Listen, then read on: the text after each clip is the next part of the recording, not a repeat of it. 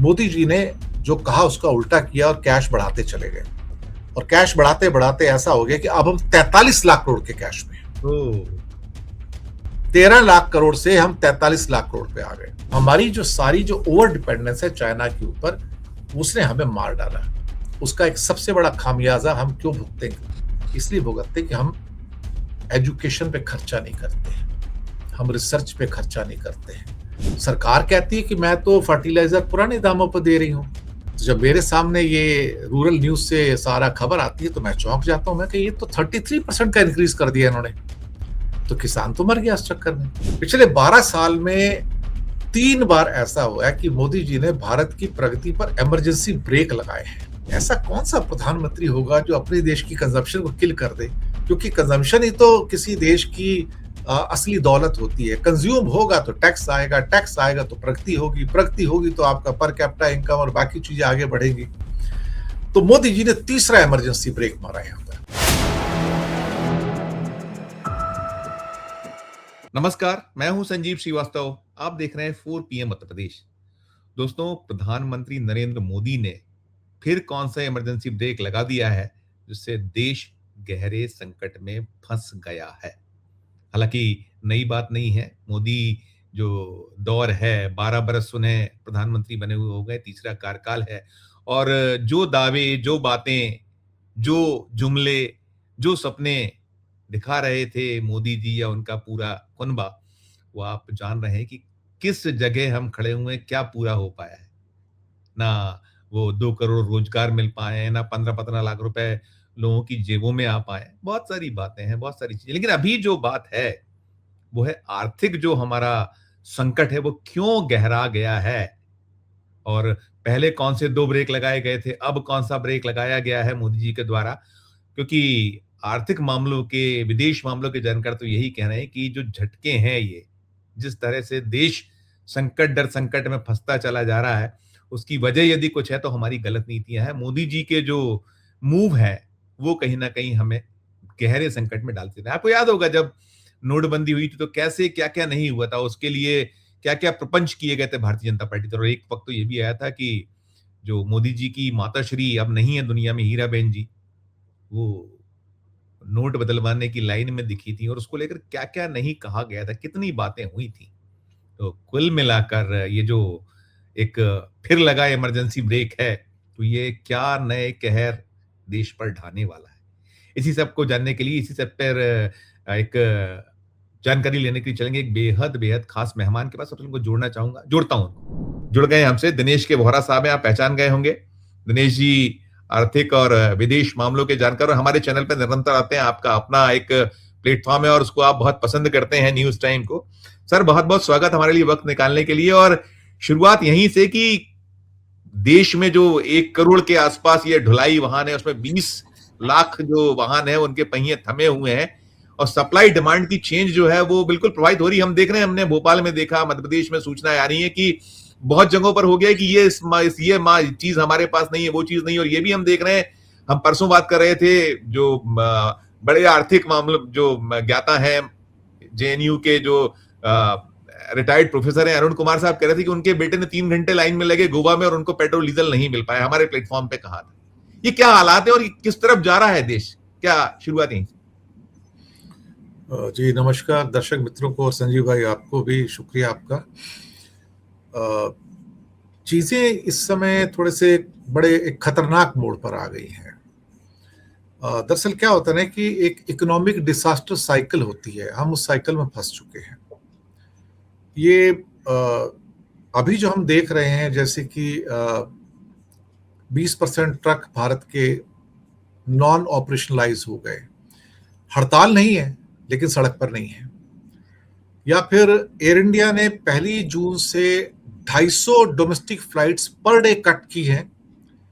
Indo ने अलग से 200-250 कट की है, तो करीब 400 से 500 फ्लाइट आपकी 1 जून से डोमेस्टिक फ्लाइट कट हो जाएंगी।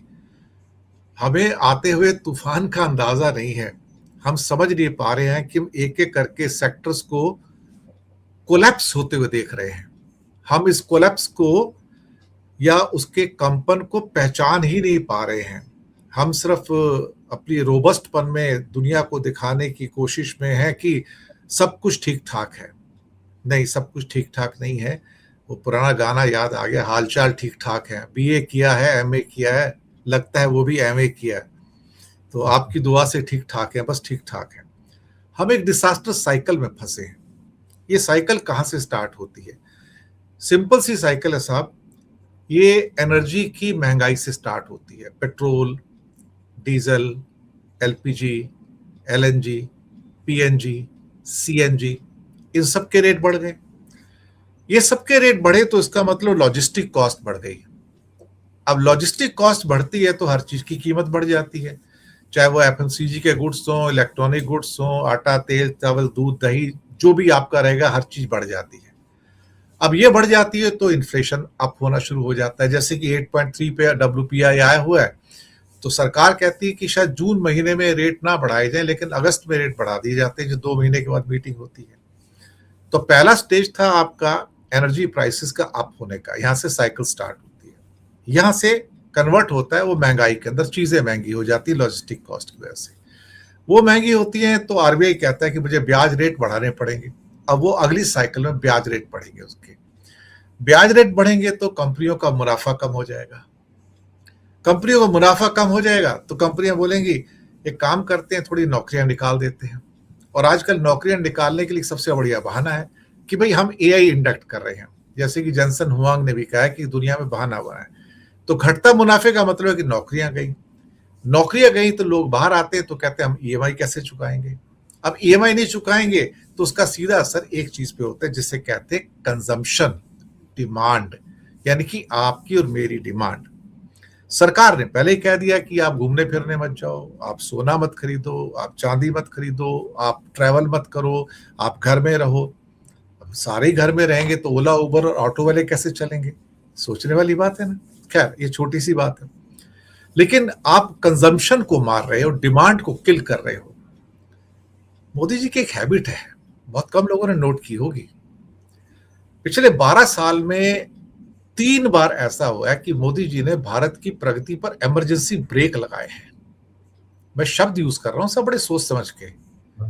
कभी कभी प्रगति चल रही होती है लेकिन आप ना इमरजेंसी ब्रेक लगाते हो, 120 पे चलती चलती गाड़ी एकदम से 10 पे आ जाती है साहब।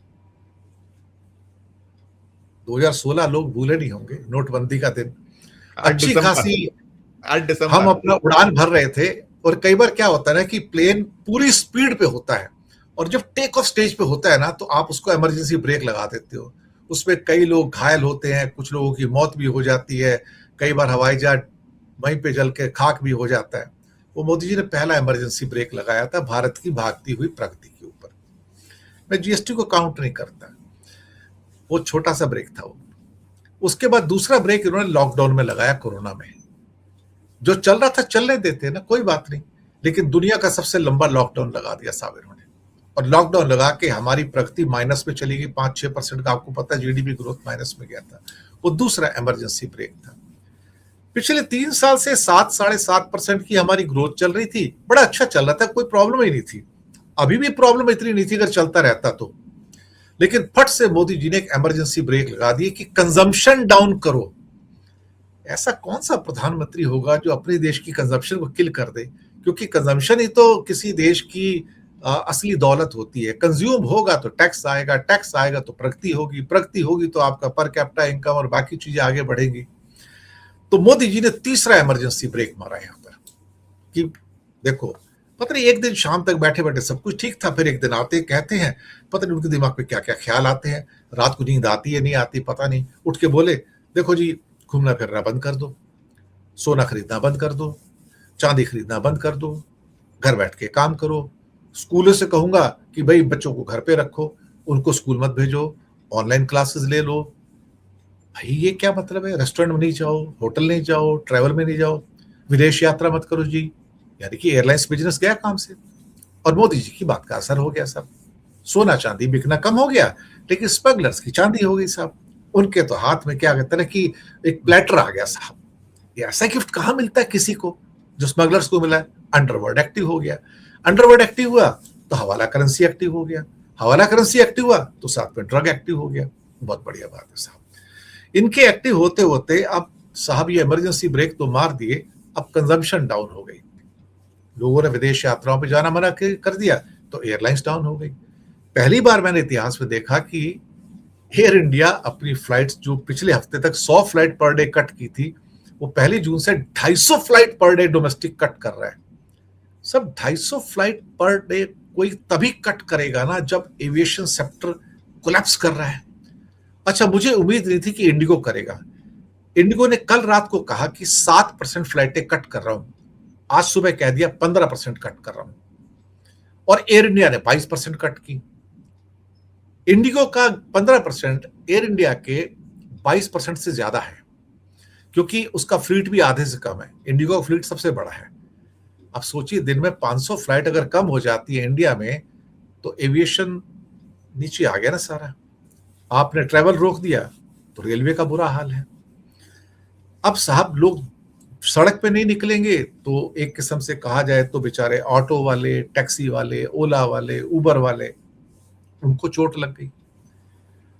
और जब कहा कि बाहर मत निकलो तो 1.5 करोड़ लोग हमारे ढाबों में, सड़क के वेंडर्स हैं, वो बेचारे काम करते हैं, उनको चोट पहले ही मार दी थी एलपीजी का दाम बढ़ाकर।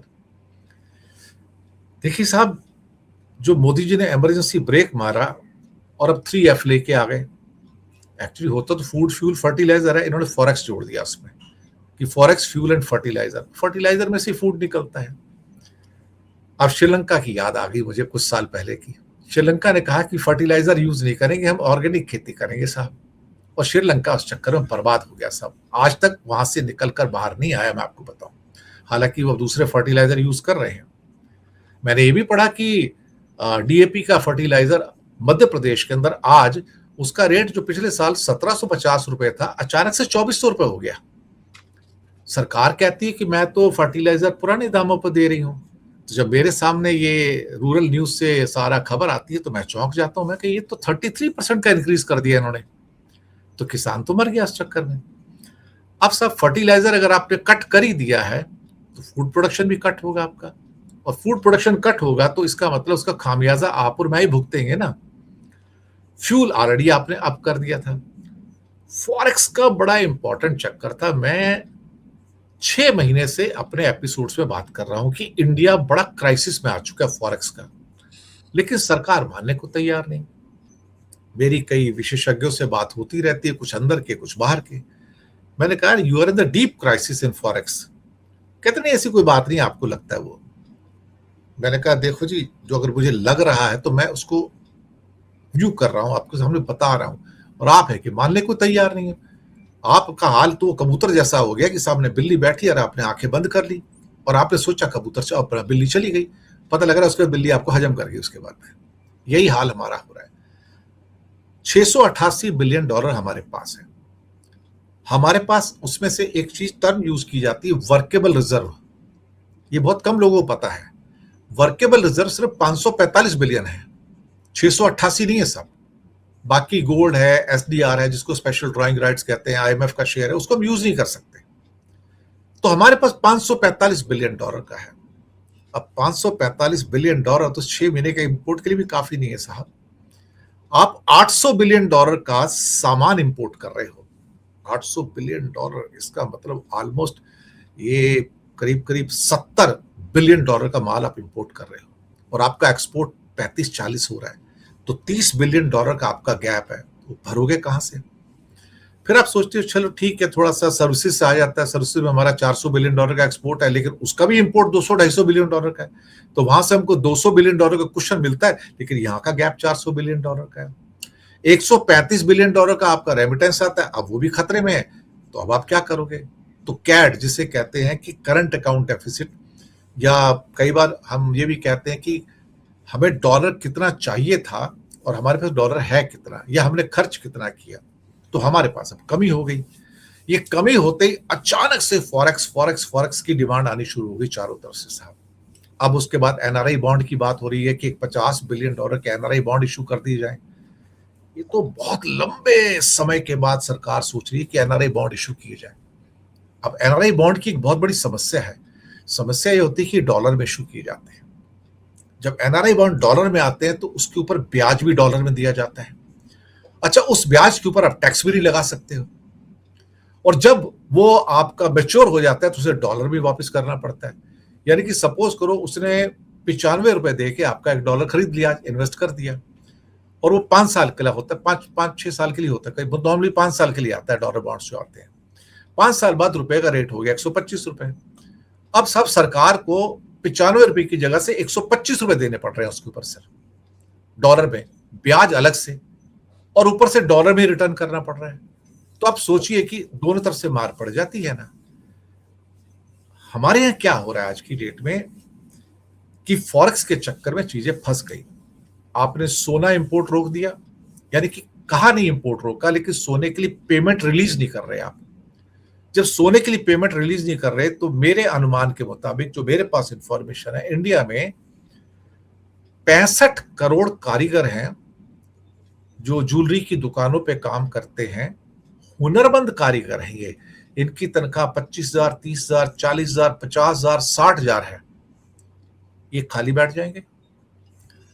10 लाख कारीगर वहां पर काम करते हैं जिसे SEZ कहते हैं, जहां पर ज्वेलरी एक्सपोर्ट किया जाता है। हमारा ज्वेलरी का एक्सपोर्ट $15 बिलियन का साहब, $15 बिलियन, करीब 1.5 लाख करोड़ का। वो 10 लाख काम करते हैं, तो उनको सोना नहीं मिल रहा है। उनकी डेली जो कंजप्शन है, जो SEZ की है, जो एक्सपोर्ट के लिए है, 465 किलो पर डे की है सर। सरकार कहती है कि आप 100 किलो मंगा सकते हो, जब उसमें 50 किलो आप कंज्यूम कर लोगे तो मुझे आ जाओ, मेरे पास लेटर दो, एक लाइसेंस दो, एफिडेविट दो, तब मैं अगले 50 के लिए आपको अगली परमिशन दूंगा इंपोर्ट की। ये तो ऐसे ही हो गया कि मैं खाना खाने बैठा हूं और मुझे 4 चपाती खानी है टोटल मिला के, और वो सामने आती सरकार कहती है एक काम करो, ये आधी चपाती ले लो, और उसमें से जब चौथाई चपाती खा लोगे तो मुझे इन्फॉर्म करना है कि तुमने खा लिया, तो मैं तुमको चौथाई और ला के दे दूंगा। ये मजाक के अलावा तो कुछ नहीं है। आपने क्या किया? आपने डिमांड किल कर दी। आपने 1.5 करोड़ लोगों को बेघर कर दिया, आपने एयरलाइंस के लोगों को बेघर कर दिया, आपने रेस्टोरेंट के लोगों को बेघर कर दिया, आपने कम से कम नहीं तो 8 से 10 करोड़ कामगारों को उनके काम से हटवा दिया। आप सोचिए, ऐसे में जब आप डिमांड किल कर दोगे तो आप सरवाइव कैसे करोगे? आज से 3-4 महीने पहले की बात है, खाने की तेल की कीमत, सपोज करो एक पर्टिकुलर ब्रांड, मैं नाम नहीं लेना चाहूंगा, जो मैं लेके आता था, वो 170 रुपए लीटर मुझे मिल जाता था। अब मैंने जब कल उसको खरीदा था, वो 210 रुपए लीटर है साहब, 40 रुपए बढ़ गए। और एक सरसों का तेल भी जो पहले 170-175 में मिलता था लीटर का, वो भी कल मैंने जाके देखा, बड़े बाबा जी के ब्रांड का जो तेल था, वो 215 रुपए लीटर है सर, सरसों का तेल। आप मुझे बताइए, अगर आपका इतना 20 से 25% का इंक्रीज सिर्फ एडिबल ऑयल में हो गया, और मोदी जी वहां भी तो बोले कि एडिबल ऑयल थोड़े कम यूज करो। ये सरकार के 2 सबसे बड़े फेलियर हैं। नंबर 1 ऑपरेशन तिलहन और ऑपरेशन दलहन, क्योंकि हमारी 30-40% दालें और करीब 70% तेल बाहर से आयात होता है। हमने आत्मनिर्भर भारत नहीं बनाया, हमने आत्मनिर्भर चीन बनाया। अब आयातित अगर आपकी सारी इंडस्ट्री होगी तो आप उसको रोक नहीं सकते। बहुत कम लोगों को इस बात का पता होगा कि हमारा चीन से जो आयात है 151 बिलियन डॉलर का है, ना कि 131 बिलियन डॉलर जैसे कि लोग समझते हैं। उसका एक टेक्निकल रीजन है। वो टेक्निकल रीजन ये है कि पिछले कई दशकों से ना हम हांगकांग के फिगर अलग करके बताते हैं, हम हांगकांग के फिगर को इंक्लूड नहीं करते। हांगकांग चाइना का पार्ट है, तो हमको कंबाइन करना चाहिए था। वो 131 वहां से इंपोर्ट है, 20 बिलियन डॉलर हांगकांग से इंपोर्ट है, तो चाइना से 151 बिलियन डॉलर का इंपोर्ट है, और एक्सपोर्ट कितना है हमारा? मुश्किल से 25-27। तो हमारा गैप कितना हो गया साहब उसके अंदर? 125 बिलियन डॉलर का हमारा गैप हो जाता है उसके अंदर, जो बहुत बड़ा गैप है, मैं आपको बताऊं। अब यहां पर क्या हो रहा है, हमारी दवाइयां, हमारे केमिकल्स, हमारे डाइस, हमारे सेमीकंडक्टर्स, हमारे इलेक्ट्रॉनिक कंपोनेंट्स, चाहे वो मोबाइल के हों या किसी और चीज के हों, या फिर इसके अलावा इंजीनियरिंग मशीनें, स्टील। एक आपको उदाहरण देता हूं मैं कि अभी कल ही, एक परसों की न्यूज थी, मैंने उसके एपिसोड भी बनाया था, कि भारत सरकार ने 1 लाख मालगाड़ी के डिब्बों का ऑर्डर दिया। मालगाड़ी का डिब्बा क्या होता है? एक खोखा होता है सिर्फ ऊपर से, खोखा ही बोलोगे ना, और क्या करोगे, क्योंकि उसके नीचे वाला पार्ट ज्यादा इंपॉर्टेंट है, क्योंकि वो खोखा किसके ऊपर टिका हुआ है, 4 पहियों पे और एक्सल के ऊपर, यही चीज है ना, और तो कुछ भी नहीं उसके अंदर। ये 4 पहिए और एक्सल हम नहीं बनाते सर। कहने को भारत में टाटा स्टील है, जिंदल स्टील है, बोकारो है, भिलाई है, हम नहीं बनाते सर। 90% पहिए और एक्सल चाइना से आते हैं सर, हर साल। और एक एक साल में 40-40, 50-50 हजार पहिए और एक्सल चाइना से आते हैं। आपकी जो वंदे भारत चलती है ना, शताब्दी चलती है, राजधानी एक्सप्रेस, ये चाइना के पहियों पे चलती है सर, चाइना के पहियों पे। हमारी सारी भारतीय रेल जो चाइना के पहियों पे चल रही है सर। हम पहिए नहीं बना सकते? हमारी हालत देखिए सर आप। इतने इतने बड़े हमने स्टील मिलें बना ली हिंदुस्तान में, कारखाने बना लिए, हम पहिए नहीं बना सकते, हम एक्सल नहीं बना सकते? इसमें कौन सी टेक्नोलॉजी की जरूरत है भाई? हम कोई फैब्रिकेशन मशीन थोड़ी बना रहे हैं, हम कोई सेमीकंडक्टर की मशीन थोड़ी बना रहे हैं, लेकिन हम वो भी नहीं बना पाते। तो ओवर डिपेंडेंस हमारी, आप सोचिए, हमारी मेट्रो के डब्बे वो चाइना से बन के आते हैं। तो हमारी जो सारी जो ओवर डिपेंडेंस है चाइना के ऊपर, उसने हमें मार डाला। उसका एक सबसे बड़ा खामियाजा हम क्यों भुगते हैं? इसलिए भुगतते कि हम एजुकेशन पे खर्चा नहीं करते हैं, हम रिसर्च पे खर्चा नहीं करते हैं। हम सोचते हैं कि हर चीज हमें बनी बनाई मिल जाएगी, पक्की पकाई मिल जाएगी। हमें जरूरत क्या पड़ी है कि हम बैठ के मारा मारी करें, और हम एक ट्रेडर्स नेशन बन गए। ये बात उदय कोटक ने भी कही। हम एक मैन्युफैक्चरिंग नेशन या रिसर्चर नेशन बन ही नहीं पाए, यानी कि बनियागिरी करो, इधर से माल लो, ठप्पा लगाओ, आगे बेच दो। हमें क्या करना है बना के साहब? दिक्कत है ना उसके अंदर बहुत सारी। तो महंगाई का हमारे पास सोल्यूशन क्या है? हमारे पास कोई सोल्यूशन नहीं है। क्या दवाइयों के लिए एपीआई इंपोर्ट बंद कर दोगे? नहीं। क्या तेल बंद कर दोगे? नहीं। क्या खाने का तेल बंद कर सकते हो? नहीं। केमिकल डाइज बंद कर सकते हो? नहीं। क्या टनल बोरिंग मशीन बंद कर सकते हो? नहीं। मेडिकल इक्विपमेंट 90% चाइना से आते हैं, बंद कर सकते हो? नहीं।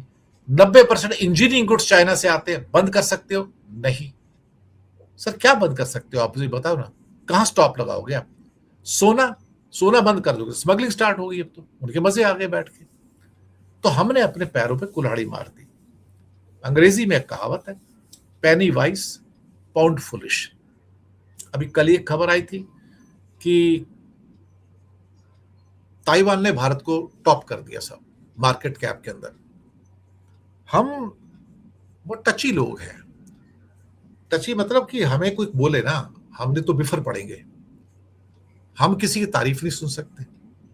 खबर आ गई कि ताइवान का मार्केट कैप जो था 4.97 ट्रिलियन डॉलर हो गया, हम 4.92 पे रह गए। हमें तारीफ करनी चाहिए थी। तुहिनकांत पांडे साहब निकल के तुरंत बाहर आ गए। साहब जरूरत क्या थी साहब रिएक्ट करने की? टची लोग है ना, रिएक्ट करेंगे। नहीं नहीं, how can you compare Taiwan economy with Indian economy? अरे बेवकूफ आदमी यार, स्टूपिड। ताइवान का एक्सपोर्ट 670 बिलियन डॉलर का एक साल का, पिछले साल का। हमारा 440 बिलियन डॉलर का है। कैसे कंपेयर करोगे तुम? नहीं नहीं, हमारी इकोनॉमी बड़ी डाइवर्सिफाइड है। मैंने कहा भी देखो कितनी कंपनियां हैं, तो ताइवान की 1000 कंपनियां ताइवान स्टॉक एक्सचेंज पे लिस्टेड हैं, हमारी 5,500 कंपनियां लिस्टेड हैं। तो क्या वो डाइवर्सिफाइड नहीं है? क्या उनको रोटी पानी नहीं मिलता वहां पर? और फिर मैंने सोचा कि उनकी इकोनॉमी कितनी है। हरियाणा के बराबर का राज्य साहब, छोटा सा देश साहब, $1 ट्रिलियन की इकोनॉमी है।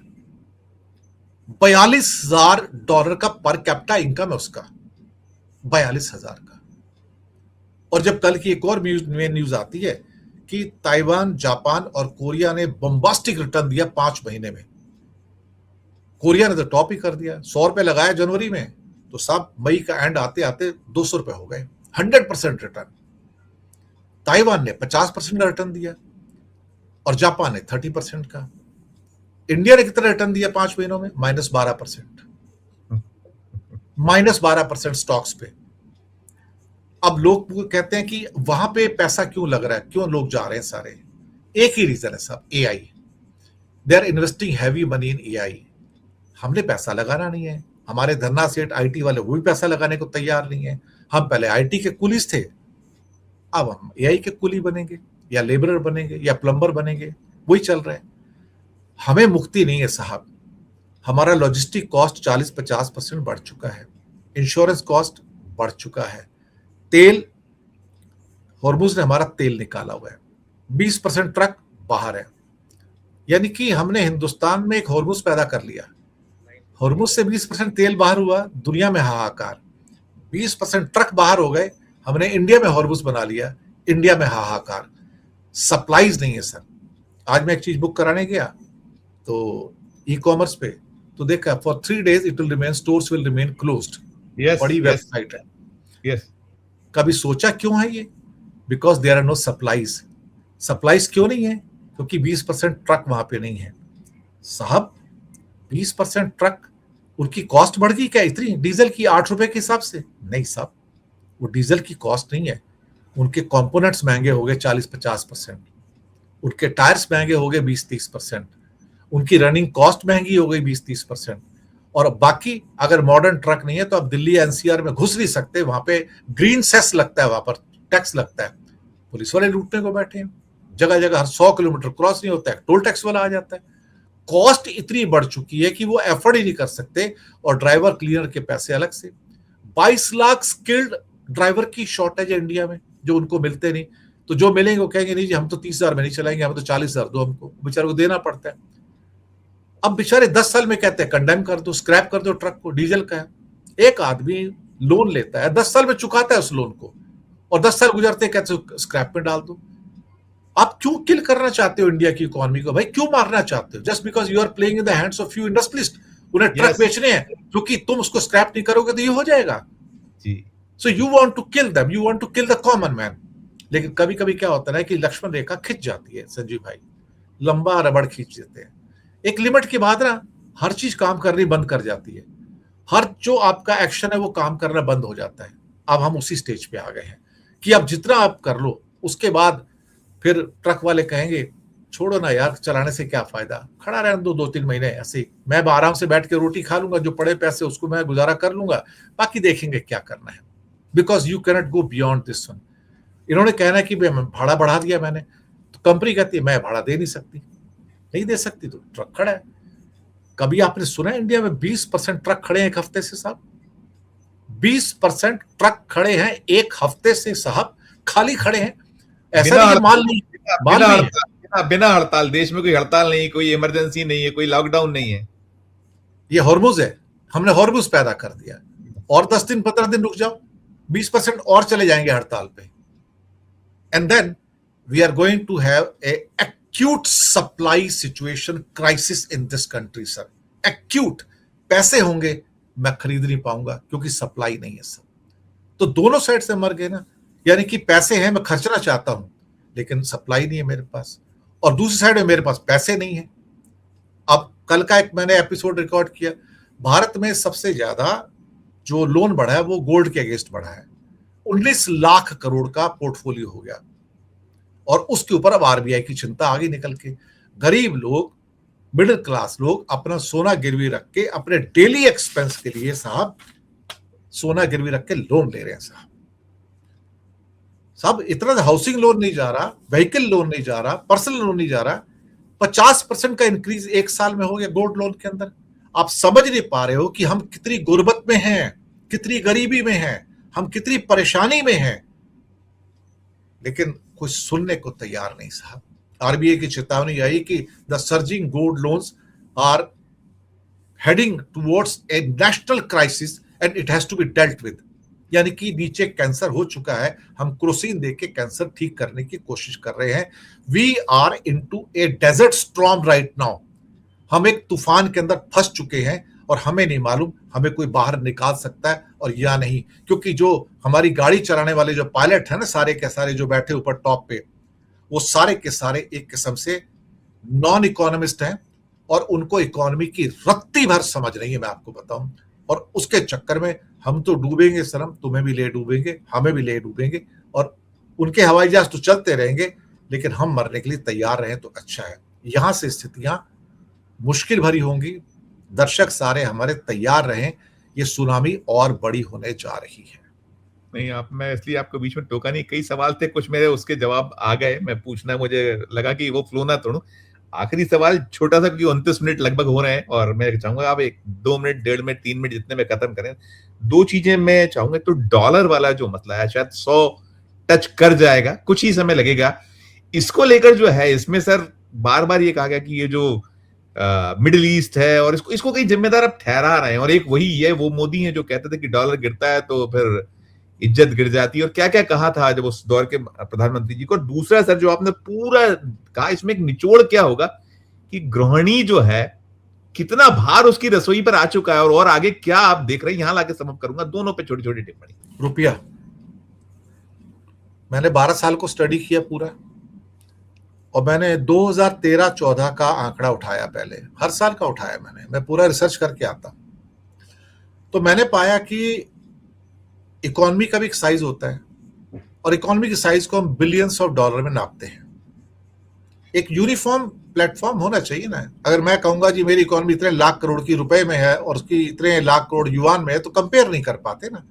पैमाना तो एक ही होना चाहिए ना, या तो मीटर बोलो या लीटर बोलो, जो बोलना है सबको, पैमाना एक ही होना चाहिए नापने का, ताकि उस पैमाने में हम सबको नाप सके। तो साहब, मैंने ये पाया कि मनमोहन सिंह के टाइम में हर 1000 बिलियन डॉलर की इकोनॉमी के लेवल पर जो हमारी है, हर 1000 बिलियन डॉलर के ऊपर हमारी इकोनॉमी के अंदर 6.6 लाख करोड़ का कैश था। और उस टाइम ये कैश फुल इकोनॉमी थी, कैश फुल, कैशलेस इकोनॉमी नहीं थी। तब तक यूपीआई नहीं आया था साहब। ये पेटीएम और ये बाद में जो चीजें आई है ना, ये सब नोटबंदी के बाद आई हैं, जीपे, फोन पे, जो भी आया है। 6.6 लाख करोड़ का कैश था इंडिया का, हर 1 बिलियन डॉलर में। 2013-14 में इंडिया में 13 लाख करोड़ का कैश था टोटल। ये आरबीआई के फिगर्स है साहब। इसका मतलब है कि 2000 बिलियन डॉलर की इकोनॉमी थी जब मनमोहन सिंह गए हैं। 2 ट्रिलियन डॉलर की इंडिया की इकोनॉमी थी मोटा मोटा, और 13 लाख करोड़ का कैश था। तो हर 1000 बिलियन के ऊपर हमारा 6.6 लाख करोड़ था। यहां से 2016 से एक नई स्टोरी आ जाती है। 2016 तक आते आते मोदी जी ने 3 लाख करोड़ ऐड कर दिया था उसमें। 13 लाख करोड़ से 16 लाख करोड़ पे कैश आ गया था हमारा साहब। मोदी जी कहते हैं कि हम कैशलेस इकोनॉमी बनाएंगे। तो मुझे लगा भी ये 16 लाख करोड़ कम होकर 10 लाख करोड़ हो जाएगा, अच्छी बात है, तो सब कुछ कैशलेस होगा इंडिया में। लेकिन साहब, मोदी जी ने जो कहा उसका उल्टा किया और कैश बढ़ाते चले गए, और कैश बढ़ाते बढ़ाते ऐसा हो गया कि अब हम 43 लाख करोड़ के कैश में हैं। 13 लाख करोड़ से हम 43 लाख करोड़ पे आ गए। अब टोटल अगर देखता हूं, मनमोहन सिंह का 1000 बिलियन डॉलर की इकोनॉमी के ऊपर 6.6 लाख करोड़ का कैश था, और अब 3600 बिलियन डॉलर की हमारी इकोनॉमी है, तो हर 1000 बिलियन डॉलर के हमारा 12 लाख करोड़ का कैश है। यानी कि मनमोहन सिंह के टाइम में पर 1000 बिलियन डॉलर की इकोनॉमी में जितना कैश था, अब उससे डबल कैश है सर। तो हमने कैशलेस बनाया या कैशफुल बनाया? यहां से आपको आंसर मिलता है। पहले के जो 8 साल है, वहां पर रुपया डॉलर के मुकाबले 1.33 हर साल, हर 1 लाख करोड़ पे टूट जाता है। आप 1 लाख करोड़ मार्केट उसमें डालते हो, मार्केट में कैश में, रुपया 1 रुपया 33 पैसे टूट जाता है। फिर 1 लाख करोड़ डालते हो, 1 रुपया 33 पैसे डॉलर के मुकाबले टूट जाता है। पिछले 4 साल में हमने बहुत सारे पैसे डाल दिए। पिछले साल तो 5 लाख करोड़ डाल दिए कैश हमने, क्योंकि मोदी जी को आरबीआई का डिविडेंड ज्यादा चाहिए। अब आएगा कहां से साहब? तो 5 लाख करोड़ डाल दिए, 3 लाख करोड़ ले लिए उनसे। पिछले 4 साल में हर 1 लाख करोड़ के एडिशन के ऊपर हमारे करेंसी 1 रुपया 50 पैसे टूट गया डॉलर के मुकाबले। 1 रुपये 50 पैसे, जो पहले 1 रुपये 33 पैसे होता था। इसका मतलब रुपए के डेप्रिसिएशन की रफ्तार तेज हो गई। अभी 43 लाख करोड़ है। अगले साल तक अगर 47 लाख करोड़ हो जाएगा तो साहब 4 लाख करोड़ है। फार्मूला बड़ा क्लियर है साहब। 4 लाख की जगह आप सोच लो कि कम से कम नहीं तो 5-6 रुपया टूट जाएगा, हम 102 पे खड़े होंगे साहब। मैं आपको लिख के कहता हूं 101 पे खड़े होंगे। अब सिंपल फॉर्मूला, सब कुछ रह ही नहीं गया इसके अंदर। दूसरी बात की, क्या क्वेश्चन गृहिणी का कुछ किया था आपने? मैंने वही कि उनके ओवरऑल अगर हम देखें तो जो उनके ऊपर जो उस रसोई की, मतलब कह लीजिए थोड़ा हम जो सरल भाषा में कि उनकी बैंड बच गई है उस पूरे उनके बजट और सब। एक बहुत छोटा सा उस पर आपका अंतिम नोट। गृहिणी तो बेचारी मरी पड़ी है। मैं एक प्रोग्राम में था, मैंने एक क्वेश्चन पूछा। वो कहते हैं कि सरकार के पास, बड़े बड़े वहां पे लोग थे उसमें, सरकार के पास कोई रास्ता नहीं है कि पास ऑन कर दे जो हमारा बोझ सरकार के ऊपर पड़ा है सारा का सारा, कि सरकार के पास अब वो सामर्थ्य नहीं बची कि उसको सहन कर सके। तो मुझसे पूछते हैं कि आपका क्या कहना है, क्या रास्ता है? मैंने कहा देखिए ऐसा सरकार की सामर्थ्य नहीं बची, और हमारे भारत के लोगों की, गरीब लोगों की सामर्थ्य तो इतनी ज्यादा है साहब, जितना बोझ चाहो लाद लो साहब। हम तो वो गधे हैं साहब जिसके ऊपर जितने आपको बोरियां लादनी लाद लो साहब, हम सारा बोझ सहन कर सकते हैं। आपने ये कैसे समझ लिया कि सामर्थ्य सिर्फ आपकी नहीं है और भारत की जनता की सामर्थ्य है? वो कहते हैं ये तो क्वेश्चन आपने पहली बार निकाला। मैंने कहा बात पहली बार की नहीं है और आखिरी बार की नहीं है। आपने कभी हमारी सामर्थ्य के बारे में सोचा कि हम कितना सहन कर सकते हैं? आपने कभी गृहिणी की सामर्थ्य के बारे में सोचा कि वो बेचारा कितना सहन कर सकती है? कि अभी 2 चम्मच घी डालती है तो अब 1 चम्मच घी डालेगी। और सोचा कि अगर वो आधा चम्मच हल्दी डालती थी अब चुटकी भर डालेगी। अगर उसमें मिर्ची इतनी डालती थी अब उससे कम डालेगी। पहले अगर 200 ग्राम सब्जी बनाती थी अब 150 ग्राम सब्जी बनाएगी वो। और जो सब्जियों का नया आंकड़ा आया, जो कल भी एक पूरा का पूरा एक सर्वे आ गया है, गवर्नमेंट ऑफ इंडिया का सर्वे है, कि भारत सरकार के जो सर्वे के मुताबिक इंडियंस की थाली के अंदर सब्जी और दाल खत्म हो गई, सिर्फ चावल और रोटी रह गई उसके अंदर। दूध भी खत्म हो गया, मच्छी भी खत्म हो गई, मीट खत्म हो गया, अंडा खत्म हो गया, क्योंकि ईद के भाव ज्यादा बढ़े नहीं गेहूं चावल के, लेकिन सब्जी कट हो गई, दाल कट हो गई, दूध कट हो गया, मक्खन कट हो गया, दही कट हो गया, छाछ कट हो गई, मीठा भी कट हो गया। तो साहब उसकी थाली तो कट होगी ना पूरी की पूरी आपकी।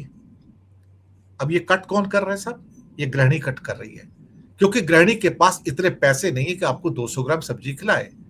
उसके पास पैसे नहीं है कि वो 150 ग्राम दाल बनाए, वो 100 ग्राम दाल बना रही है। उसके पास इतने पैसे नहीं कि अब आपको 2 अंडे खिला सके, वो कहेगी 1 अंडे से काम चला लूंगी मैं। ये गृहिणी की हालत है। इसलिए जो लोग कहते हैं ना कि सरकार की अब इतनी सामर्थ्य नहीं, सरकार को तो पास ऑन करना पड़ेगा, हमारी सामर्थ्य बहुत है साहब। तोड़ दो हमारी कमर, हमें तो कमर वैसी टूटी पड़ी है। जहां 4 बोरी सर पे रखी, 5वीं भी रख दो सर। एक मरा हुआ आदमी जो आर के लक्ष्मण का बाबूजी आदमी है, जो मर के चलता है और चुप रहता है और कुछ बोलता नहीं है, तो सरकारों को तो लगता है कि हमारी सामर्थ्य बहुत ज्यादा है और उनकी सामर्थ्य खत्म हो रही है। इससे ज्यादा और क्या जवाब दूं मैं सर? नहीं, बहुत बहुत शुक्रिया सर। जो पूरा दृश्य है भयावह है, और आप जो दिखला रहे हैं, बतला रहे हैं, वो अति भयावह, अति भयावह हो जाने वाला है। इसके लिए देश को तैयार रहना चाहिए, यही इसका सार है। बहुत बहुत शुक्रिया, बहुत बहुत आभार सर, धन्यवाद। धन्यवाद। तो मित्रों, आप सुन रहे थे दिनेश के बोहरा साहब को। उन्होंने जो बहुत खास पूरी इस चर्चा का अगर सार मुझे लगा एक लाइन में कहूं तो वो ये है कि आपके पास पैसा होगा लेकिन वस्तुएं उपलब्ध नहीं होंगी। क्यों नहीं होंगी? क्योंकि जो हमारी सरकार की नीतियां हैं उन्हें सब कुछ ध्वस्त कर दिया, और इस मुहाने पर हम खड़े हैं कि अब यहां से जो वापसी करना बहुत इतना जटिल, इतना कठिन, और अभी भी चेत नहीं रहे हैं। वो वही लफाजी या जो जुमलेबाजी जहां से मैंने शुरू किया था उसी में जुटे हुए हैं। आप इससे काम चलने वाला नहीं। पूरी चर्चा को सुनने के बाद आपकी अपनी जो राय, क्योंकि इतना मैं इसलिए बीच में नहीं उस फ्लो को तोड़ा कि दिनेश जी एक फ्लो में बताते जा रहे थे, मैंने कहा कुछ सवाल थे, वो सारे मेरे सवालों के जवाब मिल गए। तो एक अच्छी सुंदर चर्चा को सुनने के बाद आपकी अपनी जो राय हो, आपकी अपनी जो टिप्पणी हो, जरूर हमारे इस वीडियो के कमेंट बॉक्स में जाकर कीजिएगा। और अच्छी लगी हो चर्चा तो हमारे चैनल को लाइक कीजिए, सब्सक्राइब कीजिए, ज्वाइन का बटन दबाइएगा तो हमारी हौसला अफजाई होगी। प्यार और इस्तेमाल फिर देखते रहिए 4PM न्यूज नेटवर्क। धन्यवाद, नमस्कार।